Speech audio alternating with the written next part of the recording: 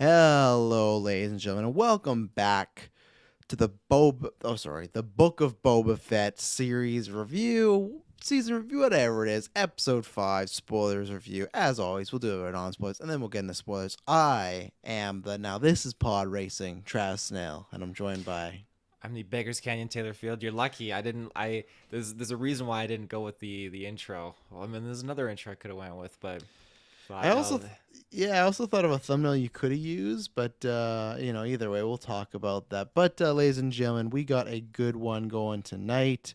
Did I tweet out the links? I think I did. Who knows? I'll look at that one in a second. But we got a good one tonight. Kirklin Patzer is it's his birthday week, so he's off this week. So it's just me and Taylor Field, and oh boy, Vigilante and Peacemaker. Check out our Peacemaker reviews. Check out me and Taylor. Just did a great newscast. One of the, I think it's our second biggest of the month, but very good numbers. Thank you. That all top of the Batman and Spider-Man and stuff like that.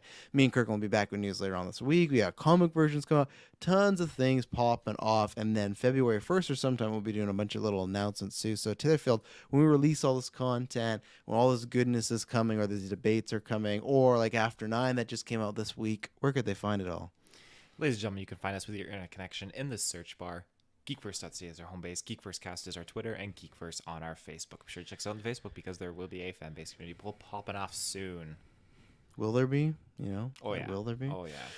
So, ladies and gentlemen, as always, go down in the description below. Everything's there. Our audio feeds, the podcast network feeds, video feeds. Join the Discord. I'm very excited to see the Discord after this episode. And Clay, I'll address that question after. Patreon, that's the best way to support us. If you like what we do, as you can see, all the other content we do, the extra content we do, we legitimately use the funds you guys give us to take days off, plan hours so we can do more, because we already podcast about 3 to 4 times a week. So anything extra is you guys supporting us. And then on the back end, you get ad-free exclusive early episodes. Tons of those. So we really appreciate it. We really thank you. Lots of tiers. So go check it out on Patreon. It's all links below. And let's get right to it. So I'll let Taylor go because he's always the more positive ones on the reviews here. So I'll start with the negative, and then you'll throw it over to him. So, as myself, I'm not enjoyed Boba Fett that much. Don't think it's a bad show, but haven't enjoyed it that much. So this episode, I will say that it is, if there was like a list of things of Star Wars that I love the most, this might actually be on it. So now Clay, he's memeing and whatnot. He's not saying anything spoiler, but he just said, I wonder how many people say this is the best episode of the Book of Boba Fett. And I'm gonna be one of those fucking people because I loved majority of this episode. I'd say I loved 90% of it, and love that 90% is like a hard love. Like that's like. Do you know who directed it? Did you see? Oh, of course it is. She did, and it's not spoiler. Bryce Dallas Howard. It's not spoiler. She did fantastic. So yeah, this is non spoilers. We'll take our break and then we'll get into spoilers. But no, sorry. If someone tweets at me or gives me 1 star for revealing Bryce Dallas Howard to direct this episode, go fuck yourself. Get out of here. I have to respect her because there's 2 episodes. I know she did your favorite, like the Jurassic Park kind of season 1. I know, I can't remember in season 2. Did she do she did when we met Bo-Katan and Cosca Reeves, I think, right? I think that's the one. Either way, I remember season 2, she directing like a standout, being like, man, really good. And this one, oh yeah, 100%. I know you've said it before, and I hope the same happens. Patty Jenkins not directing no fucking Star Wars movie, so maybe Bryce Dallas Howard could. Or I don't even know how she doesn't even have one of her own series attached yet. Maybe she just doesn't want to. She's busy, but still. Her and Favreau and Filoni, great combo. Much like Reed, much like when Filoni's directing most of the time, except for that Tatooine episode in season 1. But this was an outstanding episode. This is in top 10 things. Knights of the Old Republic, Mando season 2 finale, Force Awakens, the original trilogy. Just always has a spot by itself as like the crown jewel. Dark Forces, no, but stuff like that. Like some of the books we've read recently, Master and Apprentice. This was fantastic. There is a middle portion where I think they could have cut or trimmed. I think it went on a little too long. It was one of these things where I didn't really like the concept that was going on. I was like, okay, I get it. But I feel like people like yourself and other people are just going to like fanboy all over it because it's just seeing some really cool Star Wars stuff. So at that point, that's why I didn't like hate it at all. They could have really trimmed it. They had completely a reason to do that. It progresses the forward quite a or just enough, but I think this episode is a must watch, and this was a nice refresher, and it's very strange for me as somebody that has just thought the first 4 episodes were fine to disappointing, where this is like the exact same team, writers and everything like that. I don't know what's been missing for me for the first 4. Then when you get to this, I know some people might be like, oh, it's obvious, but no, it's still the same team. It's still the same writers, cast, crew, pretty much. So it's, I don't know what it is. And maybe it's just that some things they tackle in this episode, I just prefer. So I absolutely love this episode. In the Disney, I'll at least say this, in the Disney Star Wars era, this is probably definitely a top 5 or maybe top 3. I loved so much about this. So Taylor Field, what did you think about this episode? Oh man, like I had my hopes, I had my aspirations, and it didn't disappoint with what I was wanting to get.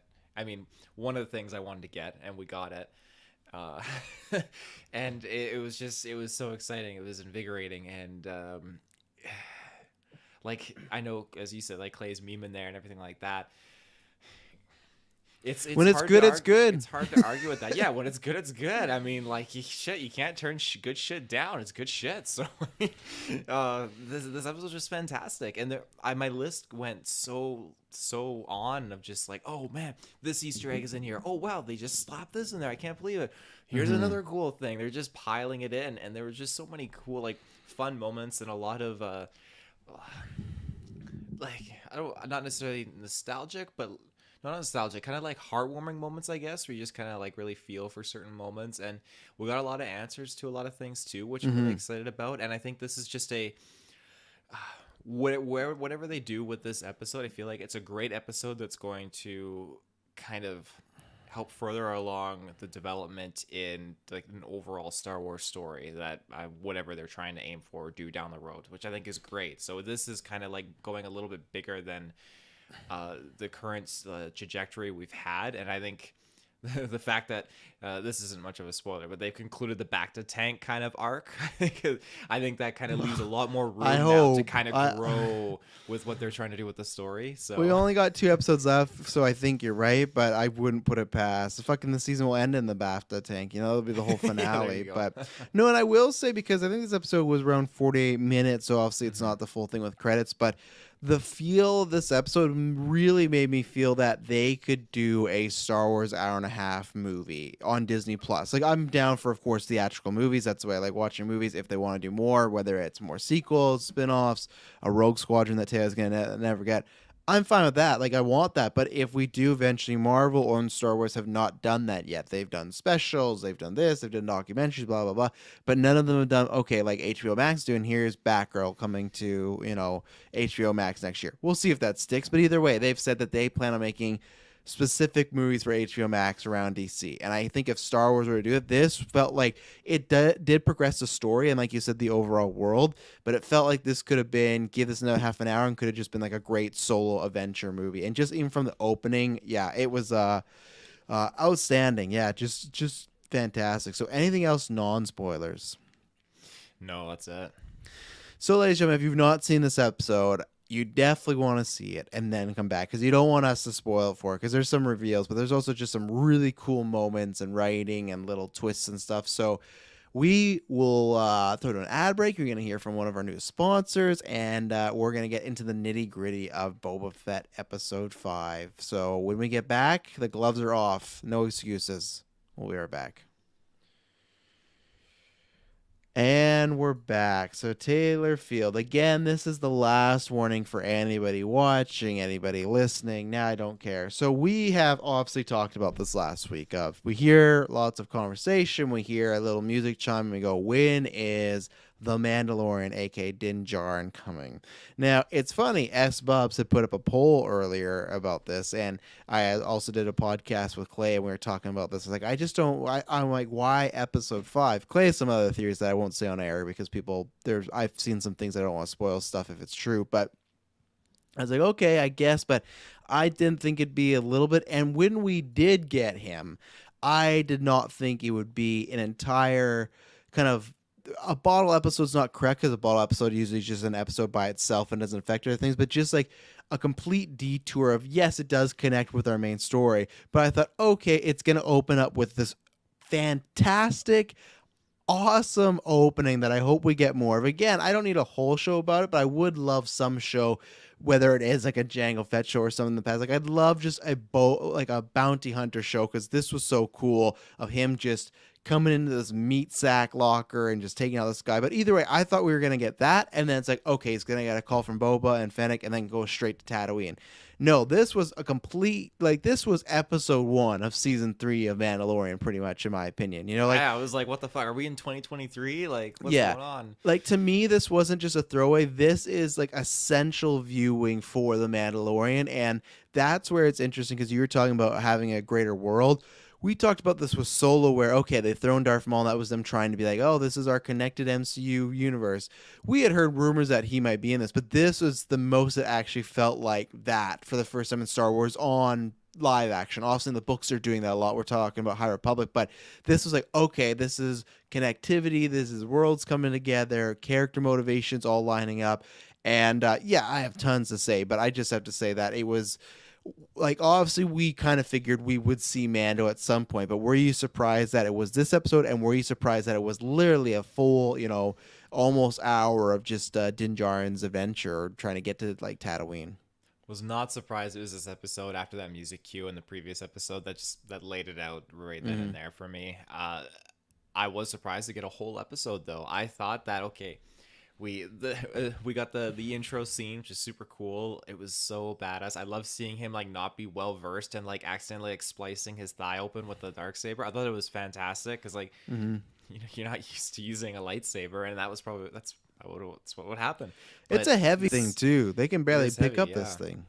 There was just such an awesome opening sequence, but my expectation was, okay, we're gonna get this, and the title drops, the return, chapter 5, the return of the Mandalorian. This is hype, and then I thought, okay, we're gonna get to another scene here after he gets the call of like them going to another like head honcho or another head honcho. Like it's just gonna keep going on, like them just recruiting all these guys, and then Boba's gonna come in, whatever.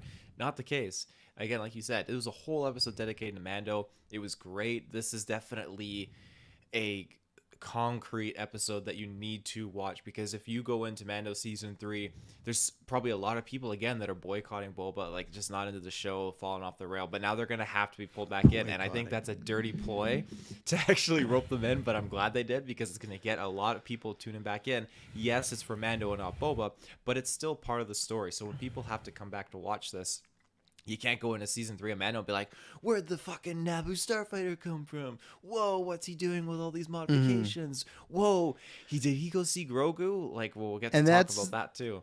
Yeah, and that's the MCU thing, right? Where whether you like it or not, you have to do homework on some of these things. It's not going to hold your hand. Like when you watch Hawkeye and there's just, oh, hey, this is Natasha's sister. You go, well, you should watch Black Widow. Now you can choose not to, and you can probably fill in the blanks and go, okay, you can watch a recap or something. But still, if you want that full story, you got to go watch Black Widow, right?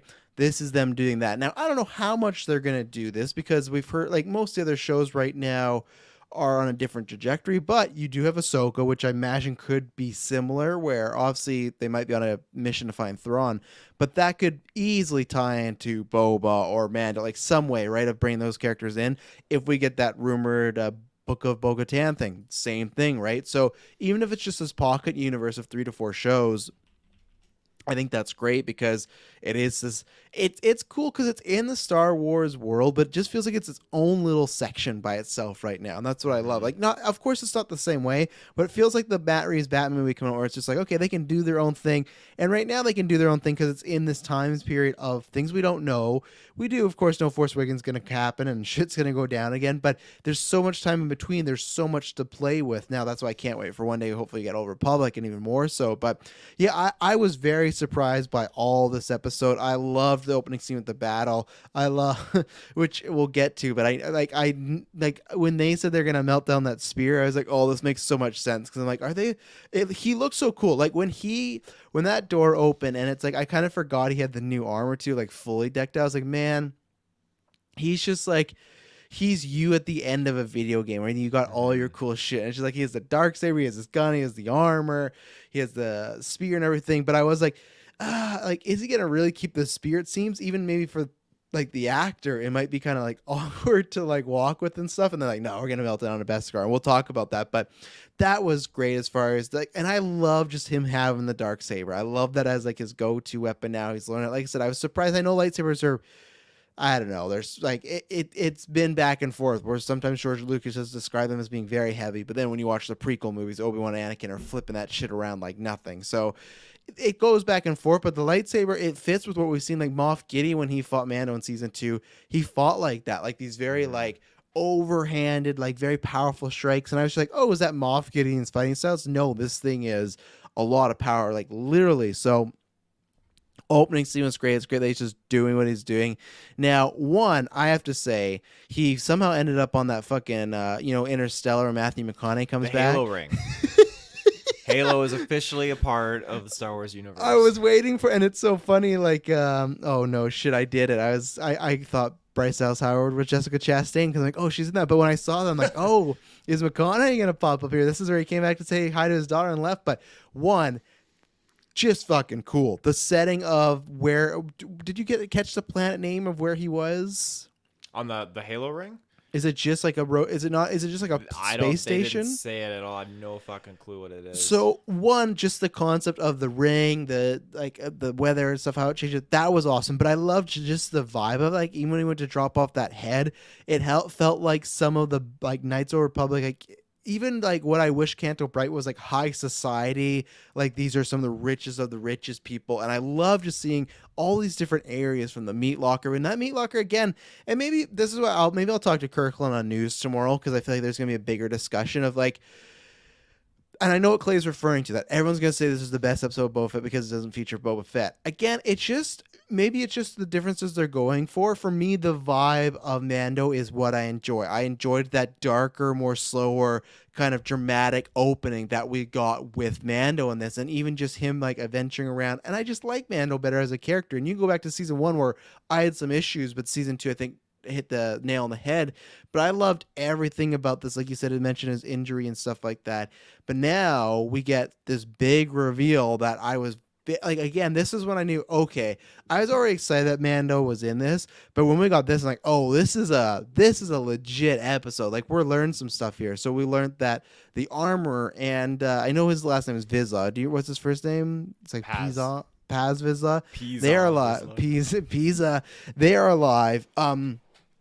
They are the only people left of this clan or Concord. So what did you think about this setting that we had? And 2, what do you think about getting revealed that these characters are officially alive? Especially the armor. That was the big one, right? Because he had a connection with her, set her on a quest. So, again, cool setting, but big reveals happening here. Yeah, so getting the armor back was fantastic. And then getting, heavy infantry Mandalorian Paz Vizsla returning was super cool. I was waiting for him to make a comeback. I was really hoping. Voiced by Jon Favreau, who also voiced Pre Vizsla. We got a lot more backstory on Paz Vizsla now, because he is actually related to Clan Vizsla, which is huge, because a lot of people were just kind of speculating on that. So he's arrogant like him. Oh yeah. It's just the whole fact that he's trying to get the Darksaber back into his clan. Like I love that as soon as he was like, he saw the Darksaber, and then he's just sizing Mando up. Like, he was there to help, and then it's all out the window. Like, he wants to, like, restore honor to his clan. But just so good, so good. I honestly thought we were going to get a Luke Skywalker Last Jedi moment when the armorer takes the Darksaber and just throws it over his shoulder into space. Oh, she just doesn't care for, like, the Mandalorian way that way. So I'm glad that didn't happen. I was extremely worried. But then I thought, no, she wanted to save Grogu and send him on the quest. She's not going to do it. And my faith was rewarded. So that whole sequence was just fantastic when he was super injured and just dealing with the whole like dilemma of I guess like even like being challenged by Paz Vizsla, losing his title ship as being part of this Mandalorian Concord. Even like there's so much going on, and it just set up like new quests. Like, okay, in the back of his mind, he's got to go to Mandalore. We know that, because that whole moment, like, I feel like everyone's been in that guilty moment when it's just you're being asked something, and like some people, sure, they can just lie outright, but when it's dear to your heart, or you just know you can't, and you don't answer right away, and you're in that situation, and you're wondering, oh, there's no way he's gonna lie, he's gonna just tell the truth. And I thought they were gonna execute him or something, but no, he can just Execute him. atone for his sins, thankfully. So he's still on relatively good terms with them. Yeah, I guess relatively good terms. I will shout out, yeah, two people. Fanboy Clay brought this up in All in the Game. The armor just sitting on the edge is risky, being one of three left. And All in the Game says this guardrails illegal in Star Wars universe.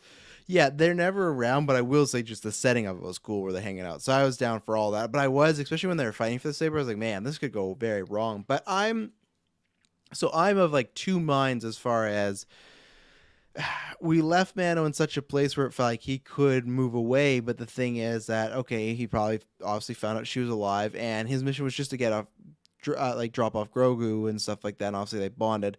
I still feel like along the way, and I think we talked about this as early as season 1, that he will eventually break off. We talked about he met Boba, he met Bo-Katan, just because like I don't know. I was like the second she said that, like, oh, there's these mines, and he's like, oh, the mine's been destroyed for years. Like, well, that's where you can atone. I was like, fuck this woman. Like I was like, don't, like, enough of this. Like, get out of here. Like, you're better than this. And I think that's what's gonna maybe happen because he is learning. And even then, like the same thing as you, I was interested. Okay, how is she gonna react to the dark saber? And again, it seems like the Mandalorians were so at one point a tight knit group, but then they just slowly splintered off. And then the attack, obviously, the purge got really big. Now, I still hope we see that.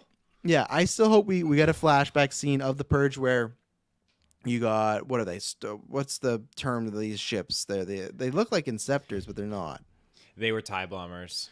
So they just go and they bomb. And we've heard these before. They bomb them, and then we have like the K2SO type of droids. Yeah, we got the K2SO droids like taking a bunch of people out. You even got those like interrogation droids.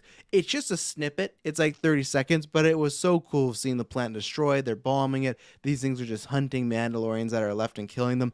Very cool. And that's why it's just like again and again, every like 5 minutes, like bam, I'm like, this episode is fire. Like I couldn't believe that. Now I still at some point would like to see a longer extended version of that if we could get that, but if not, it was good for the story. But again, it just shows that she feels that, okay, the Mandalorian should have been falling one way. They weren't. They splintered off, and that's why they're still... She keeps being like, oh, this is why we're still alive. We followed the way. But it's just like, yeah, but you also just had like at least a few dozen of you like a season or two ago, and you all died. You know, That's so it's the like, way, though. I know, but that's such a hypocritical thing of like, we're alive. It's like, yeah, the three of you, and you just expedited like two like Mandalorian, so you're down to two. So I hope that there's going to be a moment, and I loved that. Again, the dichotomy is so different when he talks about, Grogu and stuff like that. And she's like, oh, the Jedi, like, they're not supposed to form emotional connections. And he's like, well, we're the opposite. We're trust and loyalty and stuff. And that is so funny where you wouldn't think that from the Mandalorians. These people that do lots of bounty hunting, right, in this current age, is like, oh, they're the ones that care about loyalty. Well, not all the Mandalorians are like that, right? Like, Din Djarin is because he's chosen that profession. But that's not what Paz Vizsla's doing or the Armor's doing. No, but I just mean like, okay, so there was Boba Fett and him. At least him right now in this current universe, he's bounty hunting it up, right? Just trying to earn funds and everything like that. Mm-hmm. So you would still think that, okay, this guy should be a bit more colder, but he's not. And it's not even cold to the extent that he is pushing it back and saying, oh, no, I'm going to be the more warm one. They're like, oh, yeah, trust and loyalty. That's what we're all about. And she talks about the Jedi. So I love that she had this history lesson she talks about, which is very smart, whether it was planned or it was a cover for them screwing up last season.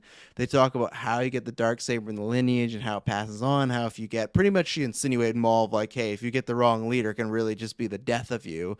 And then I thought she was going to mention her sister. She didn't, but she's like, yeah, some bad stuff really happened with Bo-Katan. Yeah.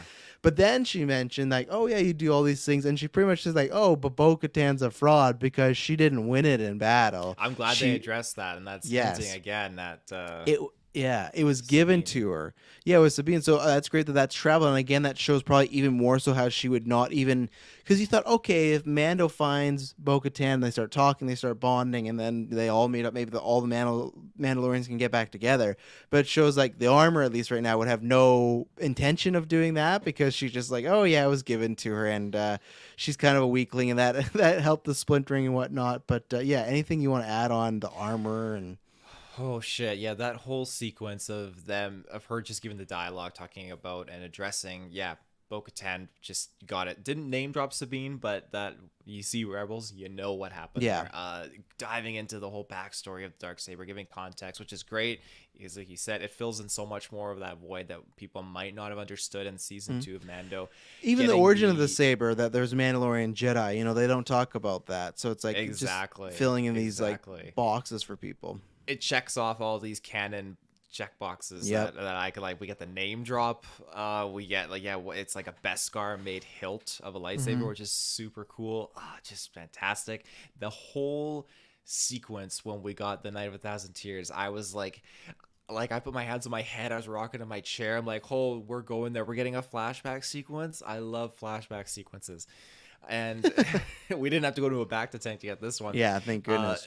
Oh man, just seeing the TIE bombers and then seeing like the sky was literally like blocked out by TIE bombers and just like lighting it up. And then you see the KX droids or the K2SO droids kind of like cruising through with the probe droids and stuff. Oh my God. The Mandalorian helmets just on. I was like, where did we get into this Star Wars Terminator right now? Like, this is crazy. Oh, yeah. So it was just absolutely just beautiful. I mean, depressingly beautiful, I should say, but beautifully shot, and how they did it. CGI was just fantastic in this episode too. So many times it was. Yeah. What else did I have on that? I really like the that's fight. it. I like that. Like, it wasn't too long, but and even then, like Vizsla, I feel like the way they built his armor, he feels like a little awkward when he has to move around. But He's a I big liked guy. it. Reminded me of like the ring from Lord of the Rings. Like right away, Vizsla just like zeroed in on it. He's like, "Oh, I want it." And He's Mando, the Boromir of Star Wars. and Mando, who in season 2 didn't really want the saber. Remember, he's like, "Take it back. Like you can, like I'll yield it and stuff." And she's like, "No, that's not how it happens." But then he's like turned into like, he's like, "Oh, well, that was my my clan, and it's from my lineage." And then Mando's just like, well, it's mine now. And it's just like, even then, like, I know it's not like the ring in that sense, but it already was like, okay, he's like, there's this sense of power that he feels with it now. And it's like, nope, it's mine. You're going to have to fight me to take it. And he accepts. And I loved that lay down and everything like that. And yeah, because I didn't know there was a platform there. So when he threw off that catwalk, I was like, this dude doesn't have a jetpack. Yeah, that's, imagine that. This show would have been over if they would have killed Mando in the Boba Fett show. People would never forget Filoni and Favreau. They're like, you killed him, not even on his own show. You got to watch Boba Fett episode 5 to see the fate of Din Djarin.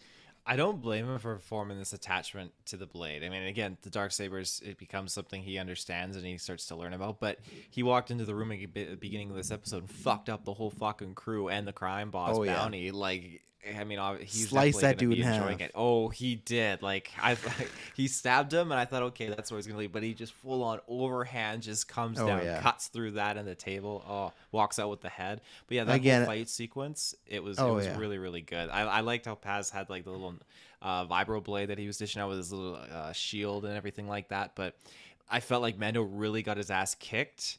But the thing that worked in his favor was, Paz is just a big hunk of a man. Oh, yeah, he's awkward. Big armor, so he couldn't move. Yeah, couldn't move. Yeah.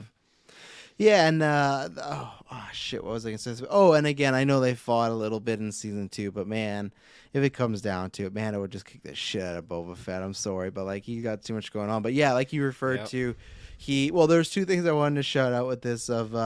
One, I got a big laugh because we talked about the BAFTA tank, and one of my biggest holdup in season 1 of Mandalorian was the fucking pounding of the armor, and we get like flashbacks, and they did it again here with the Beskar of the blade and everything. I was like, oh my god, we're literally doing it where they're pounding the armor, and then they like splice the scene with Mando's reaction. But I think with the Darksaber too, like maybe he doesn't think this like yet. It might be subconscious, but he might think that this could reunite like all the Mandalorians, right? If he's the guy that has, I don't think he's saying that now, but I think down the line you could see that, but like, hey, well, let's all get together and figure this out, because I think that's the only way they're going to survive. Because if it's just these three, sorry, they can be looking for their foundlings, but I don't like their odds, especially with Din Djarin. He's already gone and he's always getting into trouble. So she ousted him out, said, yeah, you got to go with these mines to apologize. Very excited to see what that would be, because you're going to get like tons of like Mandalorian like Easter eggs and lore and stuff like that. So that's gonna be fun. Again, fuck the armor in them. I don't like this clan. I want them to be with the other guys. I don't.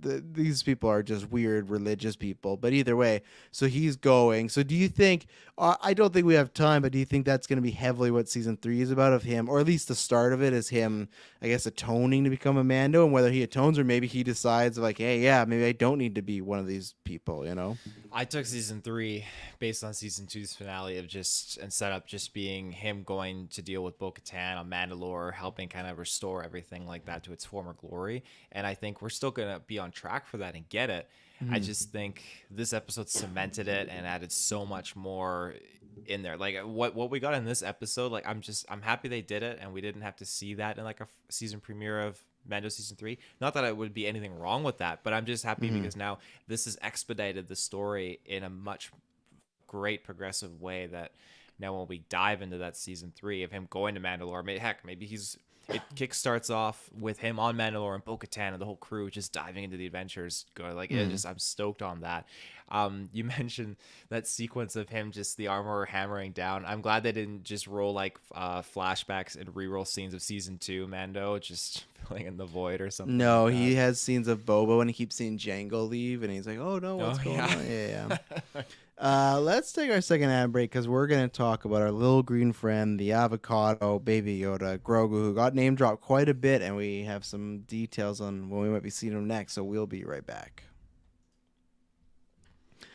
So, excuse me. So it was very interesting. We're going to melt down this Beskar because, we don't use it as a weapon. It could pierce her armor, blah, blah, blah. Again, fuck the armor. She's a weird person. Even her getup, it's cool, but there's something there. None of the other Mandos got fur going on, so I digress. They're going to melt it down. What should we do with an armor or something like that? And it's just like, okay, well, Mando's like, oh, well, we got a foundling. And I was like, oh, or make it something for a foundling. I was like, oh, he's really forward thinking. Like, he really wants to rebuild this place. But then when she asks who for and everything like that, he literally says Grogu, and they make him this. And it's interesting because she says, like, the lines we talked about of, hey, they're not supposed to form connections, blah, blah, blah. But he does like, well, I am going to see him again. And I thought for sure she was going to say, and this is where she's an interesting character, she's going to, no, I'm not doing that. What else could we make? The fact that she still like made it after he said that's interesting because again she's so like set in her ways, but to me the version that's set in her ways should not be allowing him to be so connected and to go see this Grogu and give him this gift and everything. But apparently it's been like melded down, whatnot. What do you think it's going to be? I honestly thought it was going to be a lightsaber hilt of some kind. I did too. I would have been so jazzed on that, absolutely. Yeah. But like Femba Clay says in the chat here, looked like chainmail, so that's definitely a plausible thing. Like, he doesn't want him to get like as hard as a feather, or what is that? Soft as a feather and as hard as a rock. That's what he's gonna have. He's gonna have Neithro. Hard as dragon scale. Yeah, hard as dragon scale. But yeah, I think that's definitely a worthwhile thing to gift Grogu. I mean, he's got a what does Ghostface say in Warzone? Wear a vest, save the chest, or something like that. So I think it's fitting for little Grogu. Got to keep him safe. Should have skewed you like a wild boar. I'm more than meets the eye to this hobbit. I'm just blown away that we got like the name drops and everything, yes. And the reference to that. Is he gonna appear in the Book of Boba Fett? Or are we gonna see him, or are they saving that for Mando season 3? Like the continuity, whatever the fuck that word is, continuity.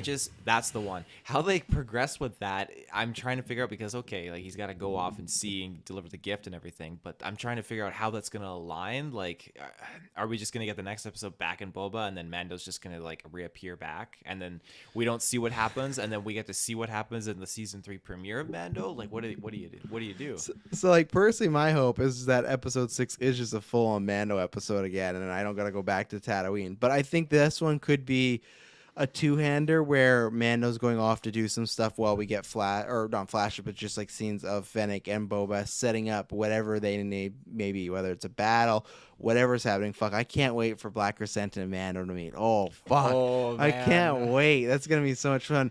Fucking Mando just chops the head off right away. Who's this? And then like, no, he's on our side now, Mando.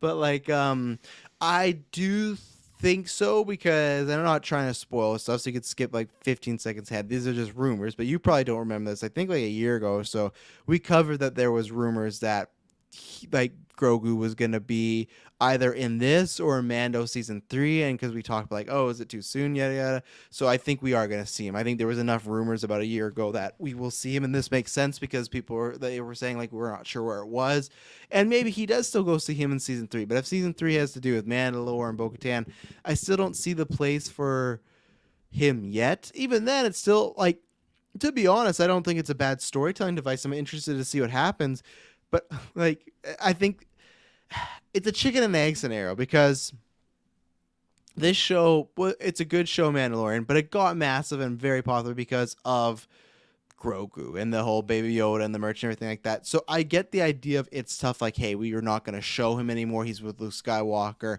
But honestly, when we did the finale review, I thought when we got that, I was like, man, we are going to, like, he's not going to see Grogu for like half a decade at least. Like, it's going to be a while before he sees Grogu, and then we're going to see a lot of shit happens and they'll meet back up. But this is what, a few months later, and he's already like, yeah, I gotta see maybe Grogu. a few months. I mean, we don't really know. I mean, it could be No. a longer period of time. We don't know how long Boba's really been running.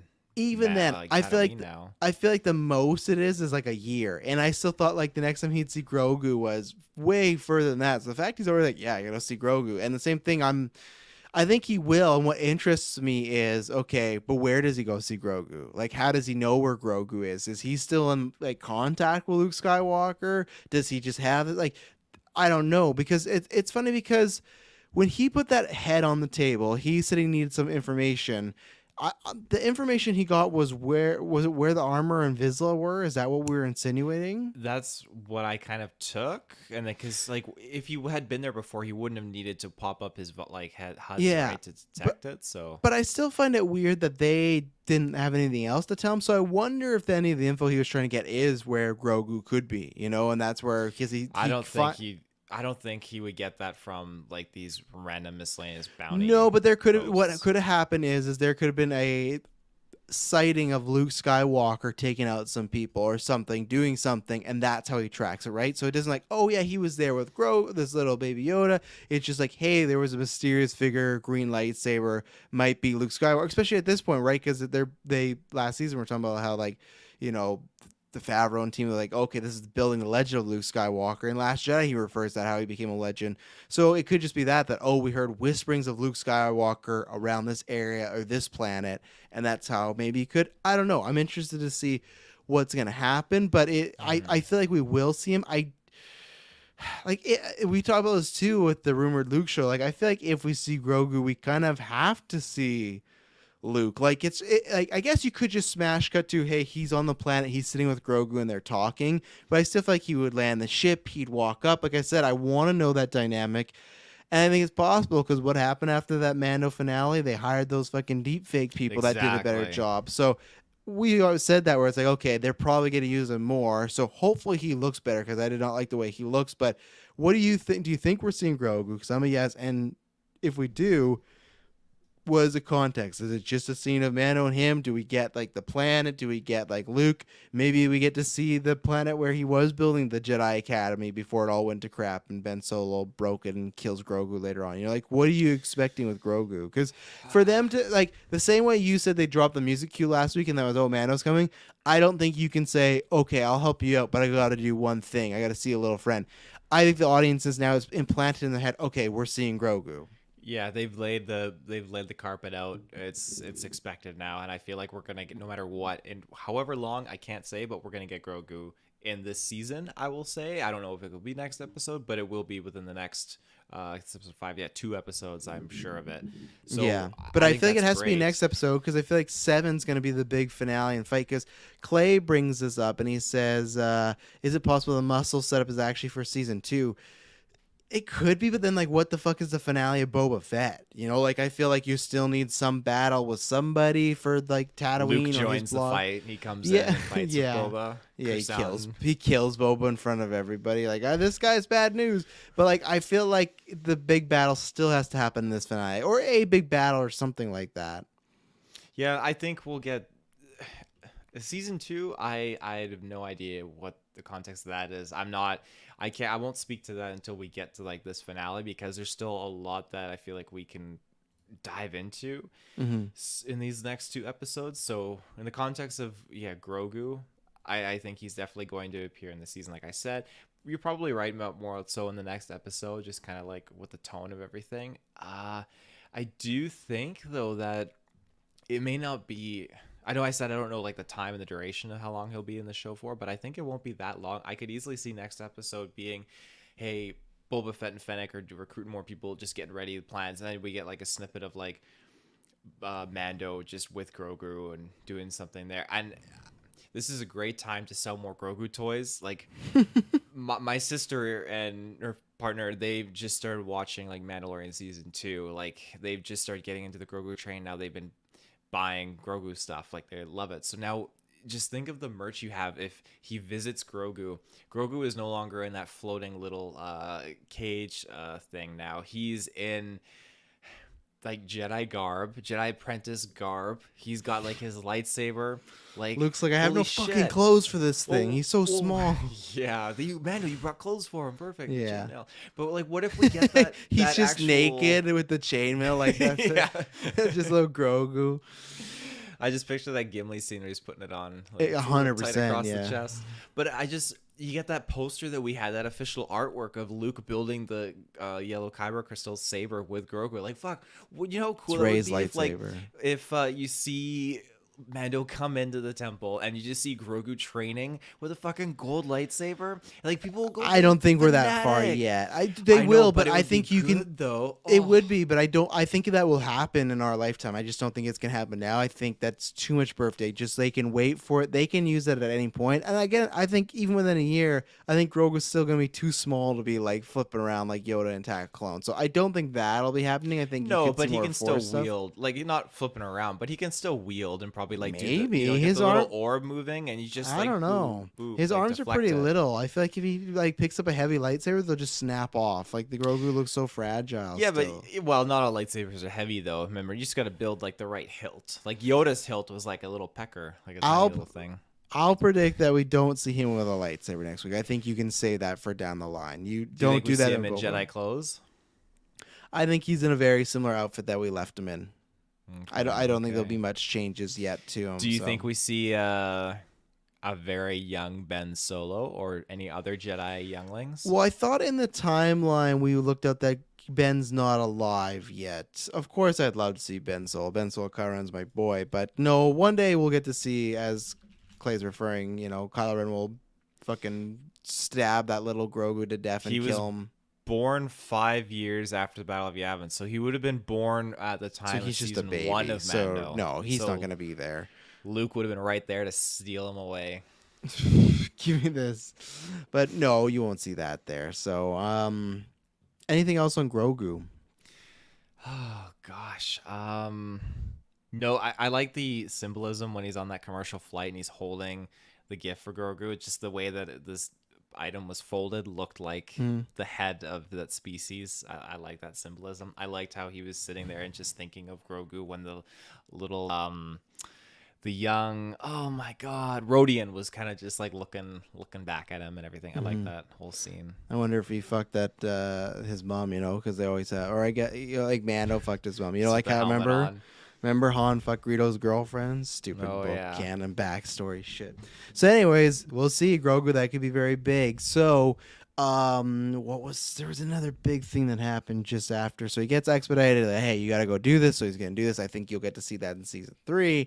So technically right now he's not a Mandalorian. That's what she said. You're not one of us. But, who knows? Boba Fett's been argued back and forth years and whatnot. He says he's a Mandalorian, but I don't know. I was surprised that when they said like, "Oh yeah, it's just the 3 of us," that he didn't even mention Boba Fett. Of like, "Oh, I met another guy who's kind of one of us." I know it's a different way, but I'm surprised he didn't. But either way, okay, so he's off. I thought there was really fun when he had to check all his weapons. I liked all that as far as, and there was worry as to put the Beskar down and everything. So I will say, now, I think it's warranted for the show, and I think it's very cool, the ship, everything putting together, so I think it's like a fan's dream, right? I won't say this episode came to a screeching halt when Miss Frizzle came back, but man, I think it was just way too long, because everyone knows I'm not a fan of this character, no matter what they do. Her jokes and humor do not land for me. Every time she comes, like, okay. But I was fine with it, because it was cool she was in that episode, and he has to get a new ship and everything like that. But I I thought it went on for too long. Just even stuff just like, yeah, you got to touch the ship like this. You got to do this. And that's like Boba like flicking switches. I think you could have cut that a few minutes, but nothing so bad that I'm like, oh, you have to cut it. But yeah, she came back. She got him a new ship. And it's not the Razor Crest anymore. It's like a Naboo speed fighter or whatnot. Starfighter. Yeah. And Starfighter. So I had seen this leak, so I wasn't surprised about it. But very cool. And just for like, when he goes to, hence my name, now this is pod racing, he does the, Tatooine pod racing track. That was cool. Yeah, and that was cool, but that was also, man, when he at one point he's in there and he goes up all the way, goes around rock, that was some of the best CGI looking that we've gotten so far in these Disney Plus shows, both Marvel and Star Wars. That was all on pack. So there's other stuff to talk about after this, but what do you think about Miss Frizzle's return? And then what do you think about he officially has his new ship, a little bit smaller, but a lot faster? Yeah, again, this is Miss Frizzle's second appearance in the Book of Boba Fett now. Mm-hmm. It was a pleasant surprise. I was curious, like, okay, so he's on this commercial ship. Where is he going? Okay, he's going to Tatooine. I was waiting for somehow to see the connection here. He's going to Mos Eisley. This is great. Who's he seeing here? He's seeing Miss Frizzle. That's fantastic. Getting into a new ship because she somehow found something kind of like the Razor's Quest. I honestly thought when she was going to pull that curtain back or the blanket back, I was like, oh, is this the other half of Anakin's fucking pod racer? It looked like it for a second. It I was did, like, this is and what I've seen. I thought this was gonna like bamboozle me, but I was not expecting to see a Naboo starfighter. Like when I was a kid, I loved that design, and it's still, even now, it's definitely one of my top favorite designs. And I love the whole backstory to it, pre-Empire, so it's off the grid. Again, I love how it's all just like custom handmade, all the components and the parts. I loved everything they were talking about. This whole sequence of them building it, the dialogue for it, I was like, holy fuck, let me break out the Legos. Let's fucking go to town. Let's do this and that's together. why I know lots of you guys will like. And like I said, that's why I wouldn't cut it. It's not so much of a scene. I just thought like there's just lots of times of her. She was literally, there was no like there was no like story exposition. Literally just telling him stuff about the ship and how to do that. But I'm sure people are like, oh man, I'm getting to hear how this ship works and stuff. And they colored it. They got his color palette on it now. Oh man, when they got the color palette on there, it just like decked it out. Like when they polished it up, I was like, oh, this is good. When he's walking around like he just got his like new custom ride at a car dealership, and he's putting his hand around, he's like nodding, and I'm like, oh, I love this. This is what I was doing when I got my Jeep. Like I just love everything about this. I wanted him to turn around and be like, nah, I'm good. You still got a Razor Crest like after that whole night of everything. But yeah, and then he takes it for a little joyride. He's not used to it because she kind of explained like, okay, this is how you should use it. And yeah, we got, Bear's Can like you're talking about. He takes out into space. Now this I thought was like this is the same thing. I was a little convenient, not a big like con for me, so it's fine that's in the episode. But he bumps into this like space like cop again. It was the episode with the spiders, right? That they bumped into the first time. It was that planet where he wasn't in that one. No, this was the guy that recruited Cara Dune into being a marshal. Cara Dune. I don't remember her. I don't know who that is. But yeah, but he's interacted with Mando before. Yeah, that's why he called him out, right? Okay, yeah, but that's what I mean. What episode was that when I thought that was the Peyton Reed one with the spiders, that planet when there's like a big creature coming and they like don't they shoot the... Maybe it was, because I know that was Dave Filoni. This episode wasn't Dave Filoni though. No, the spider one, Dave Filoni was one of the pilots. Was it?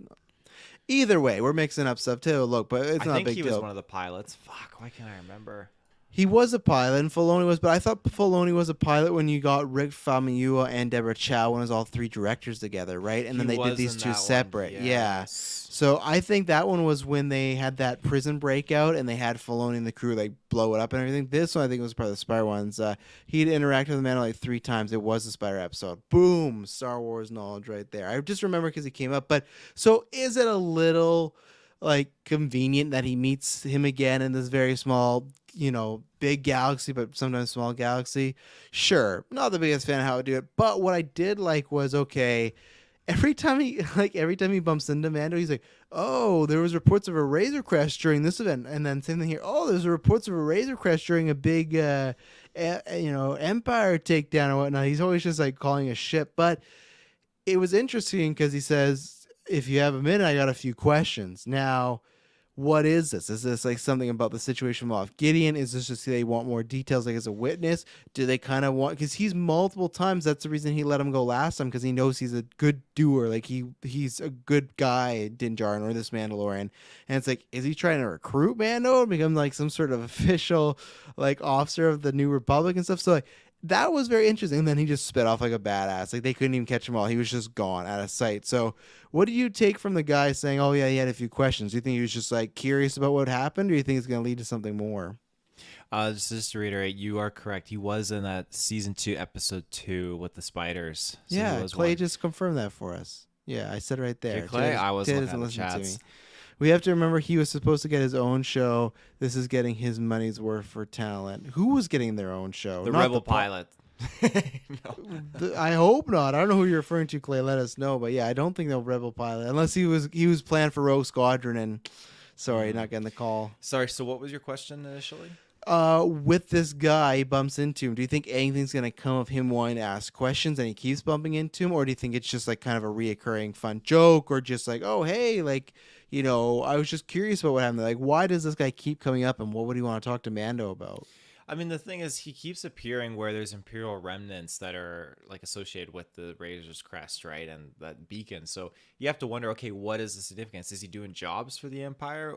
Maybe at the same time, it's like, well, the Empire remnants are being destroyed wherever he goes. So maybe we want to just bring him in and talk to him. And maybe we want to like give him a job and be like, hey, you want to become a marshal for the New Republic? I mean, who knows what the questions are actually going to be? Ooh, Rangers of the New Republic. That show. Yeah, that makes sense. He could be. I just kind of thought that'd be, the aforementioned Cardoon and some other people. But yeah, he easily could have been that. So again, I'm very curious with that show, why they still don't do it and just like kind of rewrites. And maybe they are. Maybe that's why it's kind of shelved for now. It's like, I feel like you could rewrite Cardoon out of that easily. We have lots of characters, but yeah, we'll see. We'll see if he bumps into him again soon. That whole scene, just to kind of touch back on it, when he was flying through Beggar's Canyon, a great call out back to the original trilogy with Luke Skywalker flying like his T-16 through there. That was just absolutely fantastic, like you said, gorgeously. Like CGI was on point. It was just, I watched that scene, I was like, holy fuck, like I gotta just boot up the Xbox. I gotta start flying starships. I gotta just like go fucking fast. Like, let's go. This episode just got me giddy. Seeing this ship again, that's why I do hope at some point, I know Acolyte might be the closest, but whether it's High Republic or the prequel era, I do hope we get it again. I do really want that. Even Obi-Wan could be kind of similar to that. I still think I know we've explained before that when, the Emperor takes over, he really bogs down on things, and that's why things feel a bit more old and decrepit, like tech and stuff like that. I don't always love the jump from the prequels to the original trilogy. We joke about in Revenge of Sith how the Empire looks like one way, and the second the movie's over, they look exactly like they do in New Hope. It's like, what? Did they all get a bunch of fucking new outfits and everything that same day? Like, why is everything changed over when Vader shows up? But I digress. It's a Star Wars thing. So I hope in the future we get to see more prequel, like Disney Plus stuff for this. As I've said before, give me a fucking Qui-Gon prequel. Let's do that. But yeah, anything else on this sequel? I'm trying to think. After that is like when he meets Fennec and she says she has a job and he says it's on the house. Is there anything specifically you want to shout out now?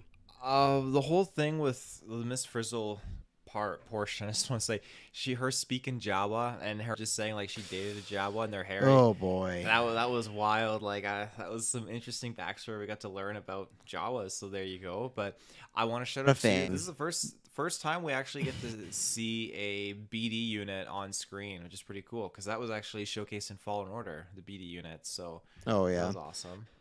Yeah, no, I was not a fan of the Day Jawa jokes because like, I didn't like it the first time, and then she just did it again. I didn't like that. I also thought they shot the Jawas too close because I could just see it's guys with cloths over their face at one point. I like they keep them back. I like the joke of like, oh, they could find anything and all these things. But yeah, that Jawa joke just was lots of her stuff just doesn't work for me. I always just cringe a little. I'm like, oh, just when's Miss Frizzy gonna die? That's what I'm hoping for next. That's all I got on that scene there. And then after is like, the ending. But yeah, go ahead. Yeah, Fennec Shan shows up. I was waiting for the connection here, and I love that she just pops in, and I love the whole dialogue. Very anticlimactic. She's on the building, and she just kind of like jumps from one box to another. Like, it just is like, okay, you could just had her on the ground. She didn't need to be up there, I like how friendly they are now. I really enjoy just the kind of like not community, but this dynamic relationship of just honor between them. Like, oh, it's good to see you and everything like that kind of vibe. I really enjoy that amongst this kind of like ragtag heroes and scoundrel kind of crew. But him just saying, yeah, it's on the house. Like, I love that because Boba gave him that honor of helping him get Grogu back and everything. So this is just such a great setup. Uh, uh yeah, I'm just so jazzed on this. Well, there you go. Do you have anything else on the episode overall? Because let me look at my notes. But I think I hit. Damn it! I can't remember too. Miss Frizzle. She made some sort of. To me, I could be wrong, but I took it as like an Amazon like joke or a real because she's talking to her about Jawas and stuff they can get, and she's like, "Oh, we'll just make like a wish list, and they'll tell you when it's available." And I felt like that was trying to make like a present day joke. No, not a fan. I hate that shit in Star Wars. I don't like it. It's the I same didn't way. get it as a joke at all. I took it as like legit, like ask them and they will get it. So I guess the way she said wish list, that's what felt weird because like that's like how every online thinks this. It's the same way of like I didn't like Finn and Force Awakens when he said droid please, and I just like okay I know what they're referring to at least to me the way they did it. So let's see, do I have anything? I like that mention too of how the Jawas actually got that component for the Naboo starfighter, just how they actually just snuck it off of a spice runner for the Pikes. And again, more exposition there of the fact that the Pikes are literally dominating this sector and they got to do something about it. Yeah, I hit all my notes. So anything else overall you want to shout out? Oh gosh, I mean, just again reiterate the fact that this episode was fantastic. I love the starfighter, like that. Just him going from being in more of like a frigate to a starfighter, like man, that thing. I feel like it's like right out of Fast and the Furious. It's got like the thing on the hood, like the what do you call those? The oh my god. What do you call that thing you put on like the hood of like a Mustang or something like that? You're talking to the guy that doesn't drive and does give a shit about cars unless it's the Batmobile. So I'm the worst person. No, it's on the new Batmobile too. What is the thing? What Haven't is seen the that movie yet. Called? Oh my god. The only thing Batmobile to look. while at you're looking into that, what I was gonna mention is that I feel like he was trying to get a cockpit spot for Grogu though, because he's like, "Oh, did you take out this this droid spot?" She's like, "Yeah, I didn't think you'd have any need for it, but it's still there." So I think in the future he might have it retooled so you could have like a 2-seat driver, because that's the only thing I feel like it's good because it's fast and everything like that. But I do feel like I like the Razor Crest more as far as a just room wise. He has chance like put people places, store a lot of things. There's no fucking room in this thing. It's very tight. So I feel like he's still eventually gonna need to update or upgrade. So did you find? I think you're right for? because it's either going to be for bounties or absolutely it's going to be for Grogu. So one or the other. It's a supercharger. I guess yeah, it's a supercharger. So basically, he had that on the top of his Naboo N1 starfighter, and it's just fucking letting her go, just ripping it through Mos Eisley. Mm-hmm.